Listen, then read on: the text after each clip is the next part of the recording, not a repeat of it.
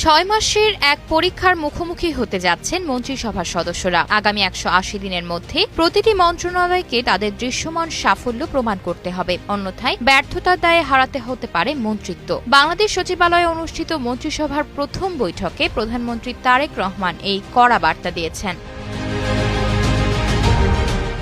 সচিবালয়ে অনুষ্ঠিত মন্ত্রিসভার বৈঠকে সরকারের সর্বোচ্চ পর্যায় থেকে আসা এই নির্দেশনায় স্পষ্ট করে দেওয়া হয়েছে যে নির্ধারিত সময়ের মধ্যে লক্ষ্যমাত্রা অর্জনে ব্যর্থ হলে বা কোনো ধরনের গাফিলতি প্রমাণিত হলে পদ থেকে সরিয়ে দেওয়া হবে সংশ্লিষ্ট মন্ত্রী বা প্রতিমন্ত্রীকে। মূলত সরকারের কাজে গতিশীলতা ও জবাবদিহিতা নিশ্চিত করতেই এই 6 মাস বা 180 দিনের আলটিমেটাম দেওয়া হয়েছে। এই সময়সীমাকে সামনে রেখে প্রতিটি মন্ত্রণালয়কে দ্রুত একটি সুনির্দিষ্ট কর্মপরিকল্পনা তৈরির নির্দেশ দেওয়া হয়েছে। প্রধানমন্ত্রী নিজে এই পরিকল্পনাগুলো তদারকি করবেন এবং মন্ত্রীদের কাজের গতি ও সততার বিষয়টি সরাসরি পর্যবেক্ষণ করবেন। বিশেষ করে দেশের আইন শৃঙ্খলা পরিস্থিতির দ্রুত উন্নতি ঘটানোকে এই মুহূর্তে সরকারের সবচেয়ে বড় চ্যালেঞ্জ হিসেবে দেখা হচ্ছে। পাশাপাশি আসন্ন রমজানকে কেন্দ্র করে নিত্যপণ্যের বাজার নিয়ন্ত্রণ এবং সরবরাহ স্বাভাবিক রাখার উপর বিশেষ গুরুত্বারোপ করা হয়েছে। এমনকি সেহরি ও ইফতারের সময় যাতে নিরবচ্ছিন্ন বিদ্যুৎ সেবা নিশ্চিত থাকে সে বিষয়েও কঠোর নির্দেশনা দেওয়া হয়েছে।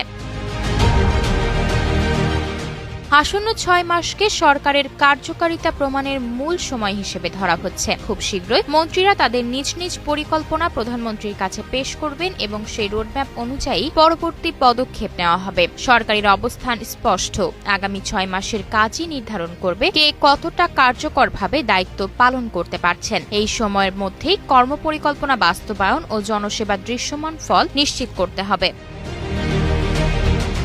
আয়েশা অর্থী, নিউজ ডেস্ক, গ্লোবাল টেলিভিশন।